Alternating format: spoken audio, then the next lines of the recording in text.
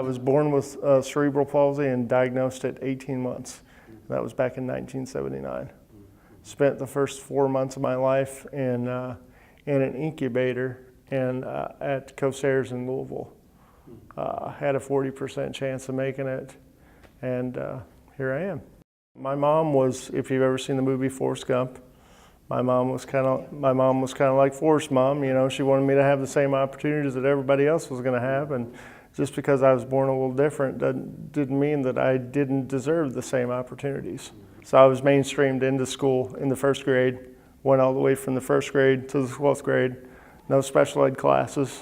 They would pull me out on occasion to do PT and OT therapy, that kind of thing on a weekly basis. Taught me how to, basically, one of the therapists would pull me out and got me hooked on video games because that helped my hand-eye coordination. So, and then the other therapist got me into playing cards because shuffling cards helped with your hand-eye coordination. So video games and gambling, who knew that those two things would really, benefit me. So yeah, and graduated with a regular diploma just like everybody else in my class. And it's a big accomplishment anytime anybody graduates from any kind of school, but to have a disability on top of that, I mean, it's just, it's one of those big things, It's like when I first got mainstreamed into school, this was, in the 80s, you didn't hear this stuff. So it was all in the paper, and in 1988, when all this was kind of, still in the forefront, they were like, well, Easter Seals, which is down in Evansville that provides therapy services, they're like, well, we need to pull this guy because we need him to be our child representative. So I was child rep for them back in '88, got to meet Don Mattingly and got my picture taken with him.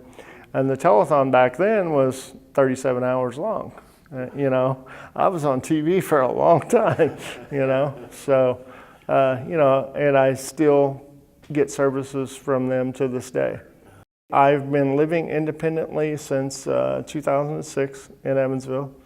I'm currently living with my fiance. We're getting married next year. She's able-bodied, and she's a drug dealer. I'm kidding. She's a pharmacy tech. So I love pulling that joke on people. They're like, what?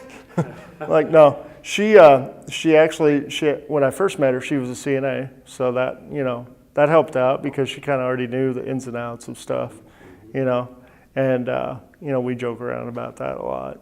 But then she decided, well, that's tough work. If you know what those people do day in and day out, it's tough work. So she's like, I want out of there. So she decided to do the cashier thing at Walmart for a little bit. And then the pharmacy tech job opened up. And she was like, well, I want to know more about the medication that you take and what it does. I went to a comedy club back in 2005 when they still had the Funny Bone back in Evansville, and was able to see a comedian by the name of Chris Fonseca, if you know who that is. He has cerebral palsy. He's been in the comedy scene for probably 30 years. He's performed on David Letterman, and he's been on some big shows. And so I kind of thought about it and didn't really do anything with it. Then years later, Josh Blue, if you've ever heard of him, he also has cerebral palsy, one last comic standing, I believe, 2005, 2006. Saw him, met with him, got my picture taken. And then my friend's like, hey, I got these free tickets to this comedy club in town. You need to go check it out. So I went and checked it out. And they had an open mic. So I thought, I'll get up there and I'll do some stuff. And, if it's good, it's good. If it's not, it's not. The old adage, if you don't try, you don't know kind of thing. So I got up there and started doing some stuff and noticed that I was pretty quick on my feet, I guess you'd say, mentally. Not physically, of course, but mentally. I was, quick on my feet, and I was kind of good at it. So a friend of mine, actually, he wasn't a friend of mine at the time, but saw me, doing the stuff, and he had a startup comedy business, so he's been booking me on shows and stuff like that. So anytime there's a new venue that we've got that we're really wanting to promote and get, he throws me in there to MC the show to kind of test the waters to see, okay, what kind of crowd do we have here? And we've actually been able to book regular shows at Legends Bar and Grill in French Lick. So I basically perform all around southern Indiana. I've been to Bloomington. I've done some stuff in Fort Wayne. Just because I have a disability doesn't mean I can't be funny, you know? And the preconceived notions that people have about disabilities, those are hilarious. They really are. And people need to realize that what they say, no matter how stupid it might be, it's hilarious to me. And if you say it to me, guess what? I might use it on stage, so be careful. Kid you not, this happened to me at the place I work at. Guy comes in, he said, wow, you didn't sound handicapped over the phone. I mean, you know, who says that to somebody?